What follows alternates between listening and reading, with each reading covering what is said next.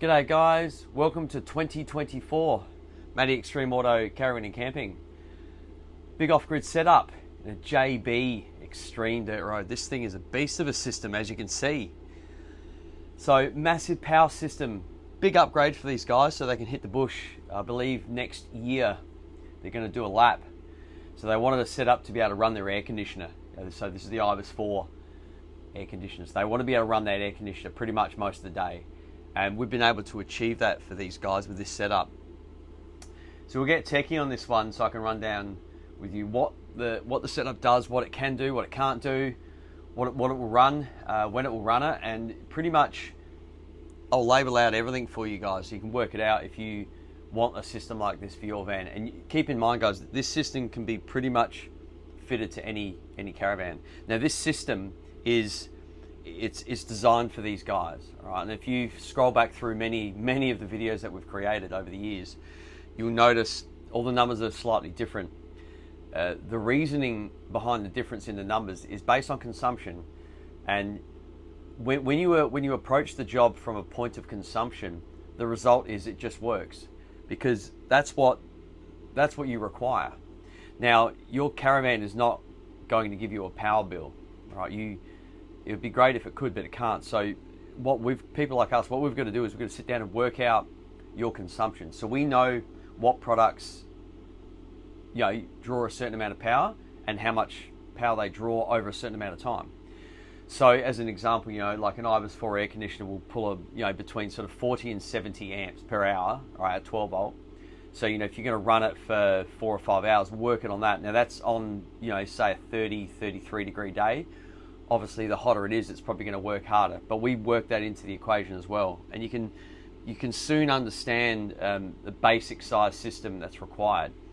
So just remember that there's no real maximum. You can never have too much solar and you can never have too much battery capacity, but there are downright minimums. We've all hit that level. Depleted batteries, not enough solar coming in. It's for those reasons that if you took a different approach when you sized up a power system like this, it just changes everything. And the result is it just bloody works. And it works well. You don't have to worry about things. But like I keep saying to people, and it is very crucial to remember this, generally at 12 volt, okay, so that's your compressor fridge, your lights, your pump, USB chargers, ignition for stove, water pump, range and stuff like that. With a system like this, you really don't need to look at your battery monitor at all. It's at 12 volt, your power usage is so small compared to what the inverter has the potential to pull with special running air conditioners. You don't even bother about looking at it anymore. You live freely. You don't have to worry. When you need to look at your battery monitor really should be when you're running a high load for long periods of time, like the air conditioner.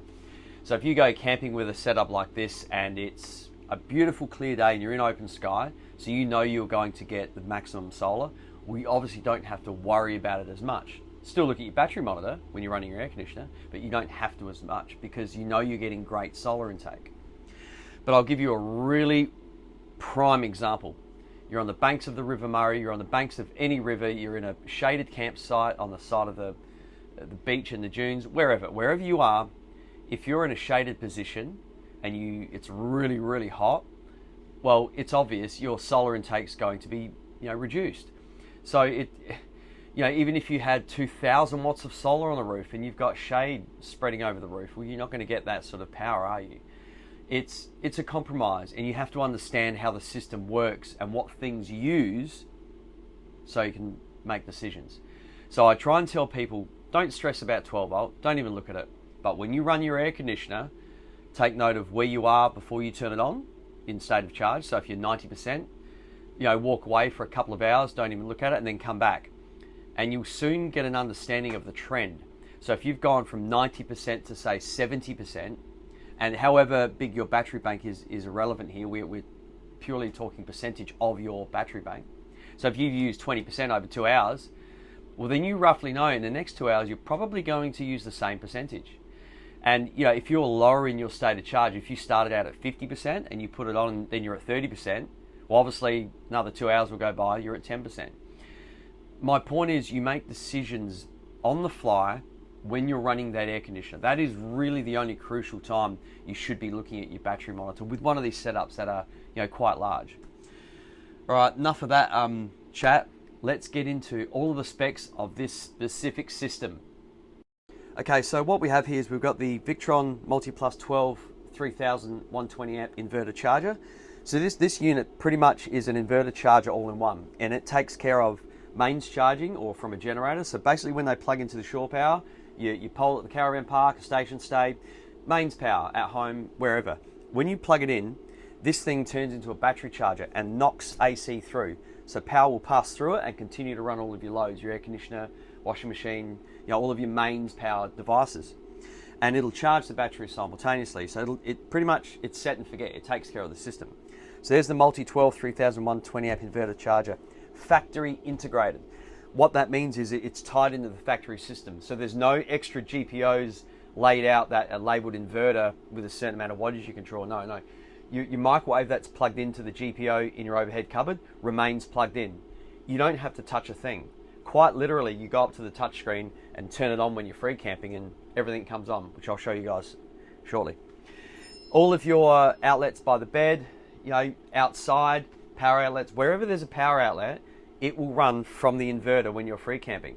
When you're on the grid or go to a caravan park, it'll instantly change over. The second you plug in, it's so smart. The auto transfer system is the best. Specifically with the Victron, they got a really well rated transfer switch. It's pretty quick too. It's seamless. A TV doesn't even blink. It's that quick. So that's the inverter charger. Over here, the charging system. So the giveaway is these 50 amp Victron smart solar controllers. There's two of them here. So to give you an idea of the amount of solar on this, we've done 600 watts through this one and 720 through this. So 1320 watts of solar on the roof of this, guys. So we've got 4 exotronic 180s. I couldn't believe we were able to fit this much on this because there's so many roof hatches. So 4 exotronic 180s. So there's 2 up the front here. There's another couple right behind it. And then the other 200 watt exotronics are kind of spread over the rear that way. And, you know, we've got 3 roof hatches, not the small little, you know, 350, 400 small ones that, you know, you guys might be familiar with, but they're the wider range of roof hatches. So, you know, 3 of them on a roof. It's insane. And you've obviously got the small one for the shower as well. So that's 4 roof hatches, guys. And we were still able to get 1320 watts on this puppy. I couldn't believe it myself. In actual fact, had we put a third controller in, we could have squeezed smaller panels, you know, the 100s or the 120s, in little places right at the rear. It's crazy, but that's room for expansion. As you can see, you know, we've got a space here left if the possibility comes into play. So that's the solar. A lot of energy going to come into this. This is, and I've got a real clear day here. It's only like 7:30 in the morning, so I can't show you now. But during the day, if all was well, I'm still here by about lunch. I'm going to see what this is going to do. I've got the air conditioner running now on heat, like 25 heat. It's freezing this morning, even though it's going to be like 35. Just to smash the battery down so we can get a really good charge. It's going to come in at warp speed. Old mate called me up yesterday at 4:30 and he was punching in 60 amps at 4:30 in the afternoon. That's insane. So I'm really keen to see what peak sun is going to do for this. So sort of 4 hours around that, sort of say 11 till 3. She's going to be pumping, like really pumping. Redarc DC charger. Now we've done the 40 on this. Old mate's got a Ranger there with another DC charger set up in it. So I didn't want to push his alternator too much. So we've scaled it back from the 50 down to the 40. So the Redarc 40 here for vehicle charging. So that's combined with this, guys. So if that 60 amps was coming in, so he's driving at 430, 60 amps is coming in. The 40 will come in on top of that. That's 100 amps right there. The solar's going to increase. So if the batteries are really low and they need charge, and that 40 amp, that's a shoo-in. That's always going to be on when the engine's running. So you're guaranteed 40 amps is going to be coming in. Whatever solar, it will come in on top of that. They don't cancel each other out. The way we wire it up and we size up the resistance on the cables, it's all matched, so it works. They don't fight each other. It's bloody amazing when you can do it like this. And I mean, why wouldn't you? If the sun's up and you got solar panels on the roof of your van, why would you have them turn off just so the vehicle can prioritize? Like, through my eyes, I believe your objective is to fill up your batteries as quickly as possible. That's the idea. You want to get them to a full state of charge That way you're done. That way you're guaranteed wherever you go, you've done the best you can. And if the sun's up, why not use it? It's not costing you anything from the sun, so why not use it? Plus, there's probably less load on the alternator once it's charged up quicker. So there's less load in the alternator. That means less load on your engine, better fuel economy. It just makes sense to me. So the chargers are all lined up here in form. There's the cerboGX. That takes care of the Touch 70. So we've done the larger screen on this. And the reason we've moved to the larger screen is, I'll show you guys in a second, we've mounted the screen above the fridge. There's a massive cavity behind this fridge. I'm not sure why they didn't put a cupboard there. It baffles me. Anyway, it's a massive cavity. So it was quite a wide, 600 wide panel. And the Touch 50 just looked really out of place being so small. So we moved to the 70. It just looked so much better. Plus, old mate's quite tall and it's head height for him. So he can turn it on, look at a battery monitor, play with the whole system, whatever he wants. It's right in front of his face, not my face. I'm a lot shorter, but yeah, so it looks cool. I'll show you in a sec. You can see everything down here nice and neat. Got the Smartshunt here, all in form, nice and neat.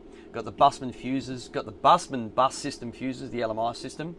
So solar left hand, solar right hand, DC charger, main 12 volt here with the bus. Now that's running a 50mm cable to that bus. So the amount of energy that's coming into that bus is going to be taken care of by a short 50mm cable. 95mm cable from the inverter to the batteries, which are right behind here in line with the new standards. So they are not part of the habitable area. All right, so the new standards, as of, we've been doing it since like October last year, even before that, is to keep the batteries in not part of the habitable area. If we did put the batteries under here, we would build an enclosure around it and then seal it off and make it not part of the habitable area. When we've got a tunnel boot, we prioritize that because it covers a lot of bases. Then they're only narrow, the batteries we use. The PowerPaul Scouts, there's 2 of them in this, the 600 amp hours. They're only 190 wide. So when we position them, we bring them right against the wall so they don't intrude. You've still got your through boot, right? And I'll show you guys in a second. You've got all of your access through your boot. You lose a very small amount of space. The space you lose is 190 wide by about 700 long and by about 250 high. It's actually quite small in the scheme of things. But, if you've got boxes that fit exactly, you might have to change that. Either way, we try and build this solution like this. Now, we're going to put a partition through here, which I'm yet to build because it's so early in the morning. We can't make noise. We try not to make noise before 8. So there's going to be a melamine partition through here. So that still gives them under bed storage. So this whole area, which, you'll see lots of videos out there of installations where they litter this whole area. And there's nothing wrong with it, but I've got a van, I go caravanning, and for me, storage is a premium. Like, you're finding nooks and crannies to put stuff in, especially if you're going to do a lap. Like, these guys have got 2 kids, 2 little girls, so they want to be able to put stuff in here to be able to get to. And, you're under bed storage, as you know, gas strutted. I mean, it's 2 seconds to lift this up. You're digging around cafe lounges and chase lounges. It's a pain in the bum to pull cushions out, and then you've got to put the cushion somewhere. And this is quick and easy. So, in my eyes, why not use it as storage still? And when you fit the systems the way that we do, because we do it all on site as we go, we can compress things based on you guys. Like, so if you've got a specific size table that you must store under here, we'll work around it. We do pre-built boards for customers, and we do send them interstate quite a bit. But what we find is it's very hard to compress. When we're given a certain area to work with and we're on the site, we know, like, I could have put all this against this back wall quite easily. If they had something specific long wires here, like let's say they had like a tent. I know they're quite long, so it might have to go here. Well, we would work around that. We would vent the system differently. We'd partition it off differently. My point is that there's the advantages of doing this is on site is I can gain more storage for you guys. Same with the tunnel boot. I could have put the batteries. There might have been 3 batteries on this. I might have had to push it towards the middle. He might have had a slide out kitchen on this. He might be planning on putting a slide out kitchen on this. So we'd put the batteries over here. That's my point. We try and do it on site so we can cater it and suit the customer. It just works better. And I mean, look at this. Here's the result. It's bloody neat and it's tidy. It's easily accessible. Everything has a label. So all the fuses there, master fuse there. There you got a negative bus on this. So we've done a big negative bus on this. There's the PV isolator for the solar on the roof now. So you're going to see those in all the installations we do. So that'll basically kill the feed from the roof to this in line with the new standards. That's pretty much it for down here. It is simple. You know, it takes a long time to get this in place, especially when you do it neat and tidy like we do. But here's the result. It is simple. It is very easy to work on. If you blow a fuse, it's right there. MIDI fuses. If you blow a fuse for the inverter, it's right there. There's no digging around. You know, everything has a label. You know what it is. Simple. So I've got the IBIS 4 running on heat now. It's actually cut out. I'll ramp the temperature back up so we can get it cut in. We'll go up to the screen. We'll go up to the tunnel boot. I'll give you a cheeky rundown of things. I don't think there's any appliances in here yet because it's a brand new van. It's like it's a brand spanker. So we'll dig around and see what we've got. I think his stove might have the electric element on it. I believe it does, which we should be able to put on too. It's just another current draw item we can test.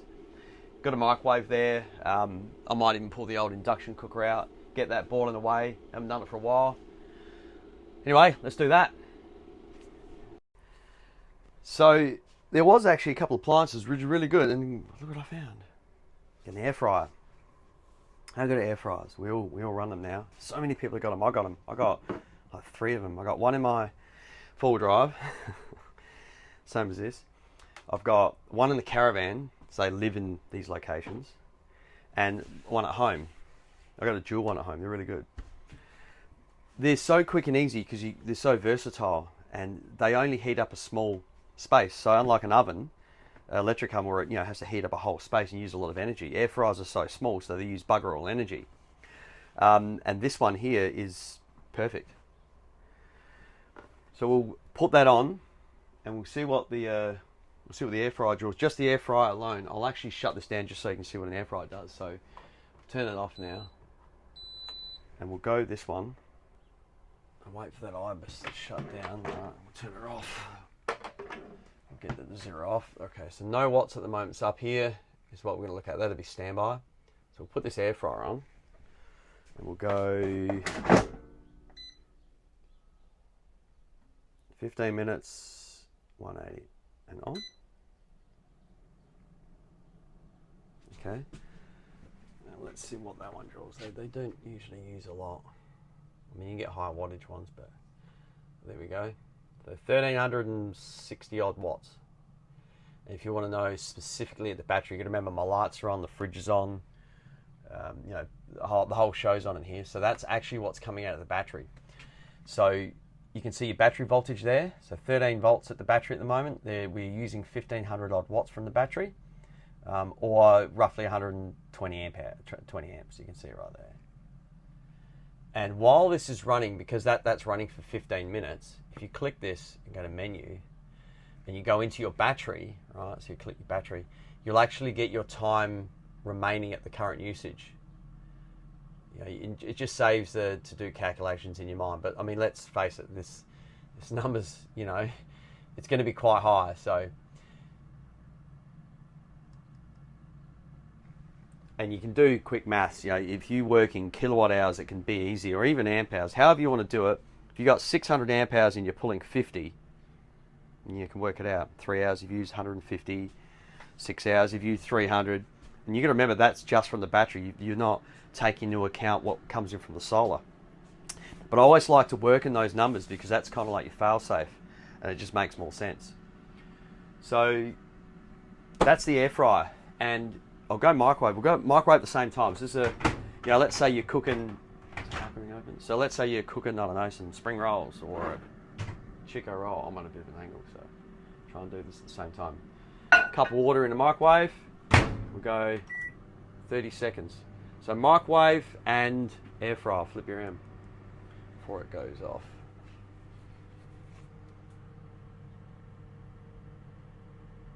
There's 2 major heating devices here. Beautiful. So see the flashing light?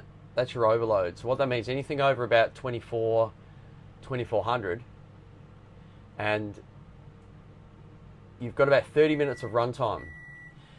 But what you'll find is most people don't run microwaves for those periods of times. You might defrost if you do, but you still got to be aware of the system. 3000 VA inverter at 12 volt, it's not unlimited energy. So that's how that works. But you know, nothing turns off. It never will. I think you got to hit like 4,500, you know, 4,800 watts for it to shut down. So that's the air fryer going there. Beautiful, such a good thing. Does that resume? Yeah, it does. See, so you pull it out, put it back in. You can, you know, give your food a bit of a shake, put it back in. Happy days. So yeah, microwave, and you know, you can do that continuously. You could keep doing that all day long. Microwave again, and the air fryer. We'll go back up to the screen. The air fryer's probably reached temperature, I would say, and then you might hear it cut back in again. But you know, this is camping. This is running two devices simultaneously, two high current devices.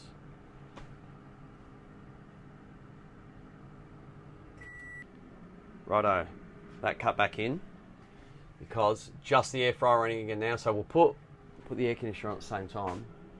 If I can see the bloody thing. Whoop. Got a bypass switch in here. So bypass switch in here. So bypass switch for the air conditioner. And then we'll turn you on. And you're going to go heat. And you're going to go get it to cut in. Heat 28. So that way it cuts in because it was like 23 or 24 before.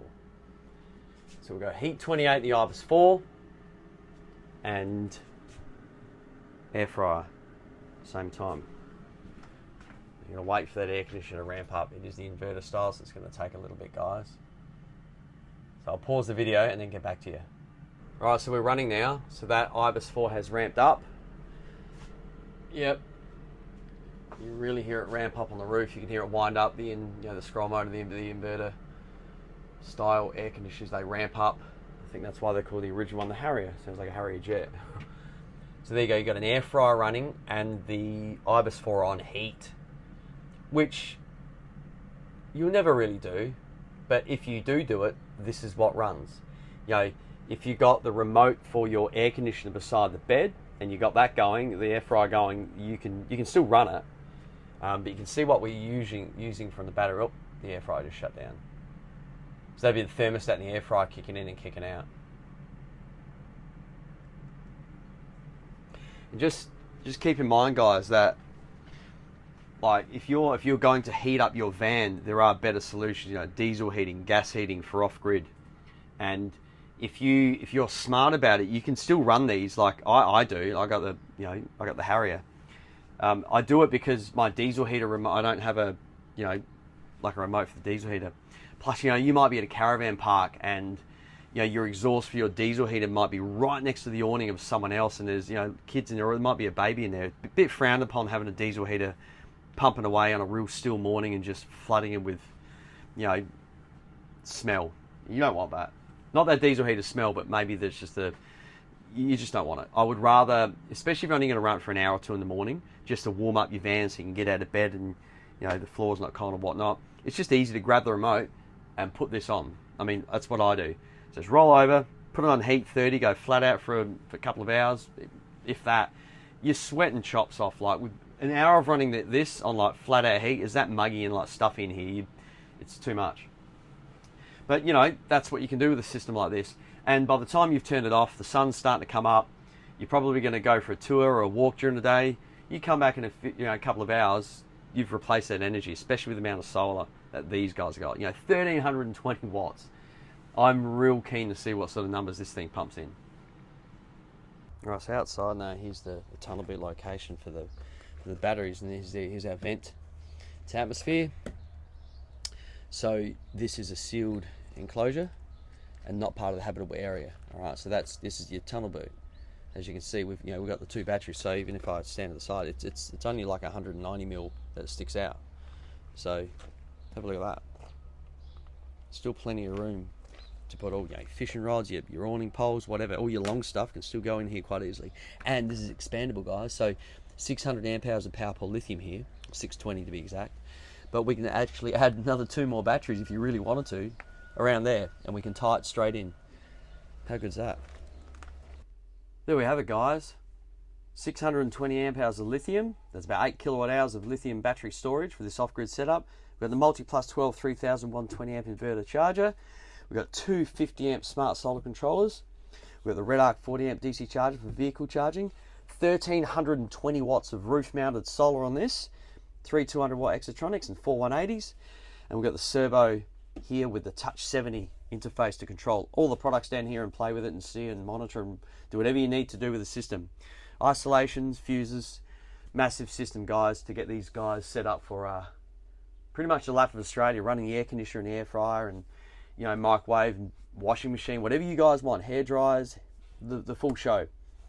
Thanks for watching, guys. Like and subscribe. I'll keep the videos coming. Take care. Catch you.